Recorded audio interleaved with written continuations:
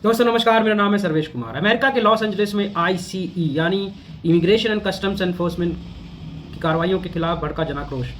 कई हिस्सों में दंगे और झड़पें। अमेरिका के कैलिफोर्निया राज्य में स्थित लॉस एंजलिस शहर में आवर्जन और सीमा शुल्क प्रवर्तन एजेंसी यानी कि आईसीई की हालिया छापेमारी के विरोध में बड़े पैमाने पर प्रदर्शन हुए, जो देखते ही देखते हिंसक दंगों में बदल गए। अधिकारियों ने बताया कि शहर के कई हिस्सों में पुलिस और प्रदर्शनकारियों के बीच तीखी झड़पें हुई, जिनमें दर्जनों लोग गिरफ्तार किए गए हैं और कुछ घायल भी हुए हैं।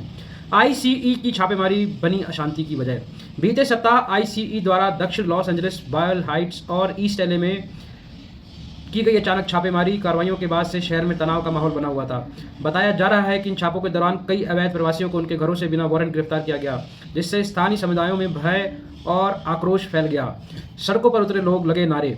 हजारों की संख्या में लोग सड़कों पर उतर आए। उन्होंने no human is illegal, stop ICE raids और फैमिलीज बिलोंग टुगेदर जैसे नारे लगाते हुए आईसीई की कार्रवाइयों को अमानवीय बताया। प्रदर्शनकारियों का आरोप है कि इन कार्रवाइयों से निर्दोष प्रवासी परिवारों को निशाना बनाया जा रहा है और बच्चों को उनके माता पिता से जबरन अलग किया जा रहा है।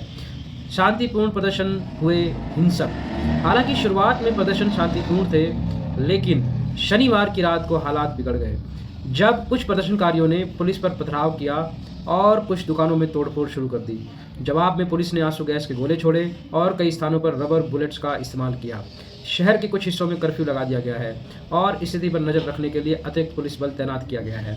प्रशासन और नेताओं की क्या प्रतिक्रिया रही? लॉस एंजलिस की मेयर करेन बैस ने घटना पर चिंता जताते हुए कहा, हम अपने शहर में डर के माहौल को बर्दाश्त नहीं करेंगे। हम आईसीई की कार्रवाइयों की स्वतंत्र जांच की मांग करते हैं। कैलिफोर्निया के गवर्नर गेविन न्यूसम ने भी आईसीई की कार्रवाइयों की आलोचना करते हुए कहा कि यह राज्य की सेंचुरी नीति का उल्लंघन है।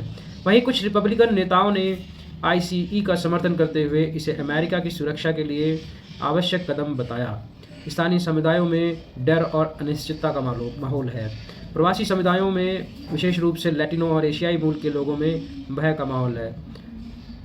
वहीं कुछ लोगों ने कहा कि हमें अब स्कूल भेजने में डर लगता है, कहीं रास्ते में आईसीई पकड़ न ले। यह कहना है मारिया गोंजालेस नाम की एक प्रवासी महिला का, जिनका पति हाल ही में आईसीई द्वारा गिरफ्तार किया गया। फिलहाल हालात नियंत्रण में नहीं है, तनाव बना हुआ है। सुनने में आया है कि नेशनल गार्ड के बाद अब ट्रंप सड़कों पर मरीन को उतारने वाले हैं। वहीं दूसरी तरफ प्रवासी समूह प्रशासन से मांग कर रहे हैं कि आईसीई की कार्रवाइयों पर रोक लगाई जाए और पहले से हिरासत में लिए गए लोगों को कानूनी सहायता दी जाए। धन्यवाद दोस्तों, स्वस्थ रहें और मस्त रहें।